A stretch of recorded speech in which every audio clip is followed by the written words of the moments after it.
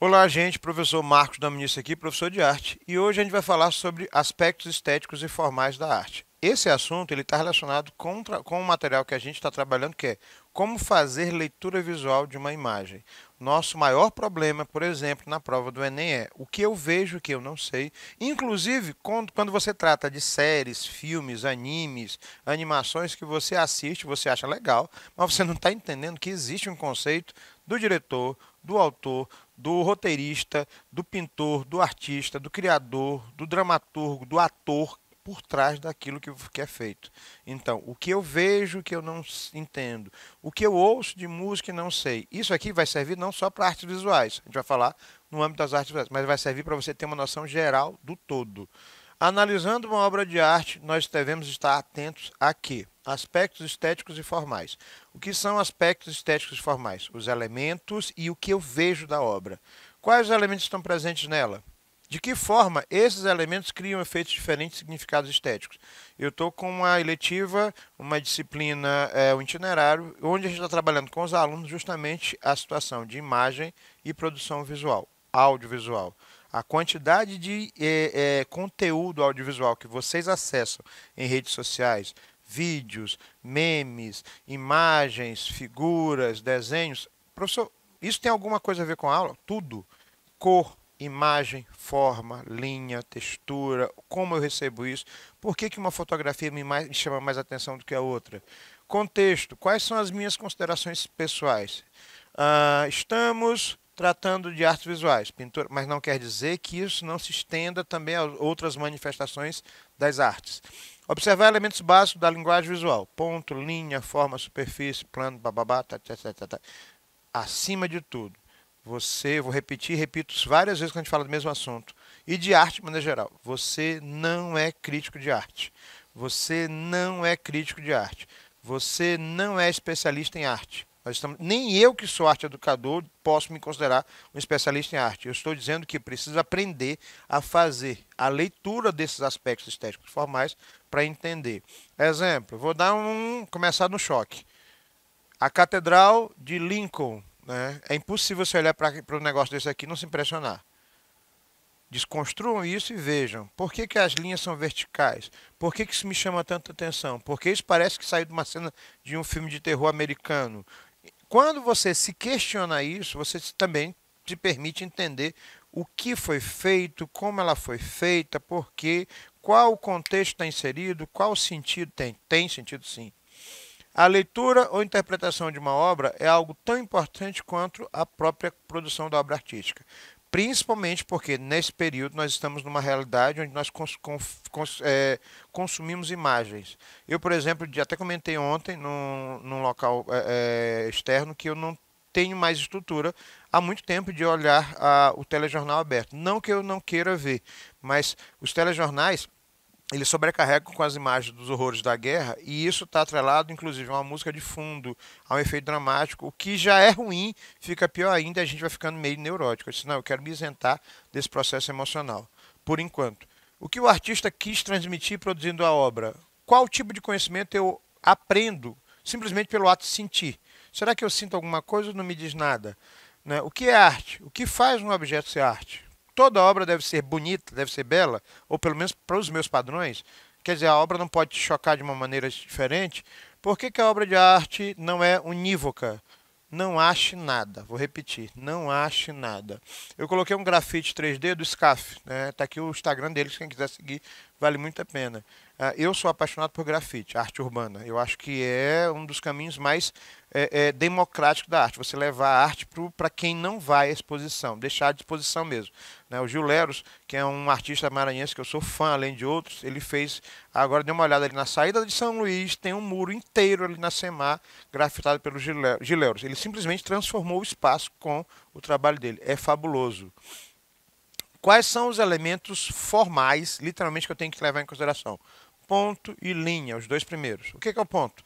A menor representação gráfica. O que é uma linha? Uma sequência de pontos. Um ponto pode dizer alguma coisa, ou pode dizer muita coisa. Amor, eu tenho uma coisa para te dizer. O problema não é contigo. Deusileia da minha vida. Né? E ela está aqui me olhando, que é uma das minhas intérpretes, acabando de rir. O problema não é contigo. É comigo, é claro que é contigo. Eu vou colocar um ponto final nessa relação, né, extremamente tóxica. Um ponto, ela está acabando de rir aqui agora. Um ponto pode fazer diferença na vida de alguém? Claro que pode. Né? Se você acerta 6 pontos na Mega Sena, acabou, eu nem faço mais gravação e meu chefe me mata aqui. Né? Um ponto ou vários pontos podem mudar um mapa, pode mudar a localização, te mandar para quilômetros à frente num sistema de localização via Google Maps? Claro que pode. O ponto, ele é simplesmente uma linguagem ou o menor elemento da linguagem visual. A linha é uma sequência de pontos. Uma linha, ela pode dizer muito sobre a obra. Linhas muito verticais, elas dão a ideia de alongamento. Linhas horizontais podem dar a ideia de tranquilidade. Tanto é que quando você escolhe num desenho, numa fachada, numa imagem, né, essa verticalidade ou horizontalidade, você muda a leitura sem nem perceber. A pessoa consome sem saber o que é, ela só vai tentar sentir. Exemplo de um quadro feito só por pontilhismo, que é uma técnica onde você usa pontos, alguns alunos meus sabem disso, né, vendida por 12 milhões de euros do pintor Paul Signac, que é um pintor do pós-impressionismo. Pois é, o cara usando pontos vendeu um quadro por 12 milhões. Repense a vida de vocês. Perdão, eu coloquei essa porque eu acho o personagem fantástico. Acho o ator que faleceu, o Red Leather, não sei falar o nome dele direito, então me perdoe. Fantástico também, mas achei o trabalho do Konstantin Hatlan maravilhoso. Ele consegue fazer textura, que é um outro elemento, simplesmente usando linhas. Eu fiz o zoom, você tem uma noção. Alfinetes, preguinhos, taxinhas e linhas. Então ele vai construindo textura, reflexo, profundidade, cor, simplesmente usando linhas e constrói a imagem do Coringa, que é um personagem dos quadrinhos e do cinema. Forma. Então, ponto, linho e forma. O que é a forma? A forma, ela é um conjunto de linhas. Só que as formas, elas têm um negócio interessante. Elas causam um outro significado. E além desse outro significado, elas podem te dar percepções fisiológicas e psicológicas diferentes. Exemplo, tem uma cerveja que desce, eu não vou dizer qual é o nome da cerveja, que eu não estou sendo pago para isso, mas a empresa de marketing criou uma forma que fez alavancar a quantidade de vendas dessa cervejaria, da cerveja, de uma forma absurda. Olha o que eu estou te dizendo, de uma forma com uma forma que mudou todo o sentido.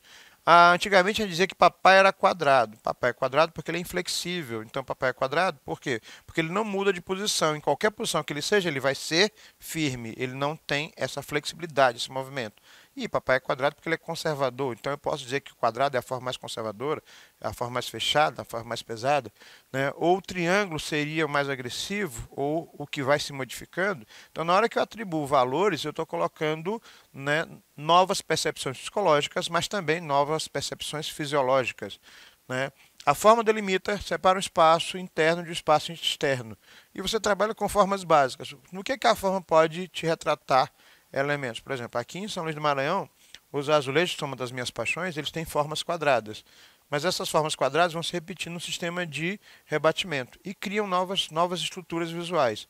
É justamente o que nos dá o título de patrimônio cultural da humanidade, por ser o maior acervo de casarões coloniais do mundo que tem azulejos na fachada que são quadrados. Mas quando eu falo de formas, eu começo a criar uma nova situação, um novo mundo a partir disso. Pode parecer meio irrisório, mas se ganha dinheiro através disso.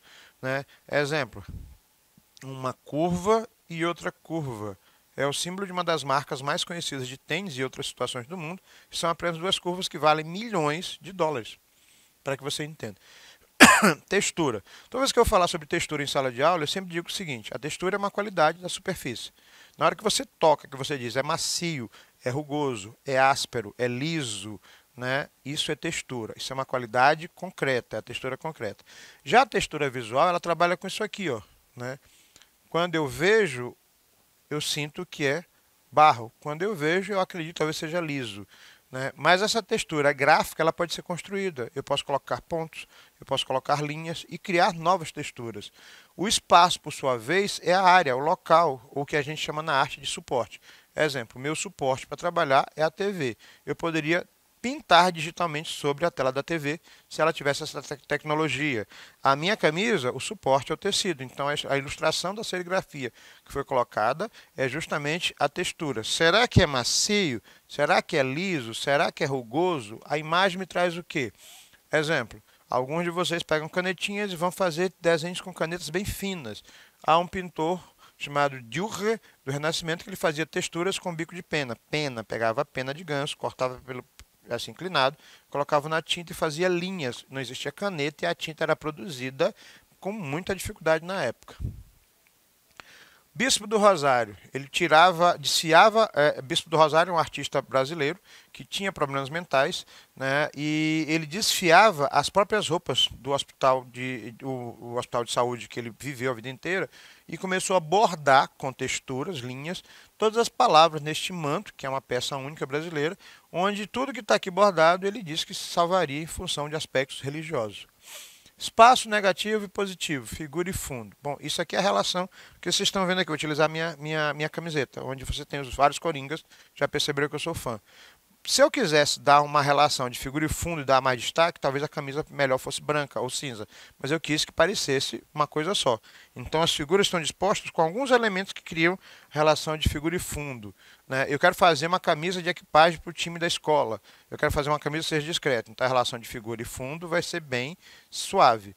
Já eu quero fazer uma camisa que seja muito chamativa. A relação de figura e fundo vão causar mais significado ou menos significado. Isso tem muito a ver com como você observa as coisas. Por exemplo, os espaços vazios e espaços cheios do Andrew Waite, O Mundo de Cristina, onde você tem uma sensação de solidão, onde ela está no espaço vazio e a casa está lá ao fundo. O objetivo é criar essa sensação mesmo. Inclusive, esse efeito aqui já foi utilizado no cinema. O plano. O plano é a trajetória de uma linha em movimento. Estou falando dos elementos ainda estéticos. E a dimensão é como o elemento se estrutura na imagem. Na prática, o plano, o que é o plano? Eu vou estruturar onde o que mais chama atenção é o campo. E o espaço, que é o que eu acabei de falar, a dimensão é justamente isso. Eu quero que ela pareça maior que a casa para que a casa pareça muito distante dela.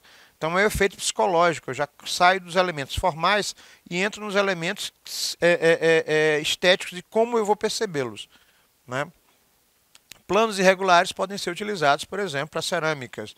Está muito em alta aqui em São Luís, não sei na cidade que vocês estão vendo, ou em outros estados, mas é uma coisa comum aqui, esse tipo de cerâmica que remete ao nosso visual das cerâmicas dos azulejos coloniais, por isso que eu coloquei para a gente fazer referência, e tem uma releitura muito grande atualmente aqui em São Luís. Não sei se é um modismo, não sei se é uma tendência, mas os planos podem criar várias estruturas diferentes.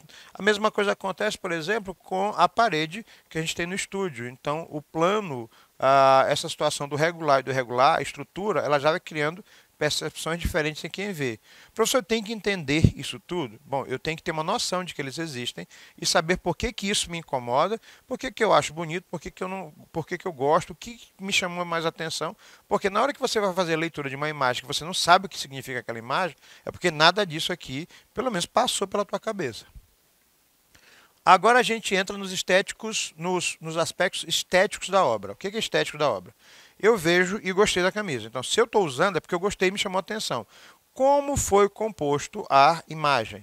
Por que me chamou a atenção dos 4 atores que fizeram Coringa, não foram os únicos, mas esses em particular?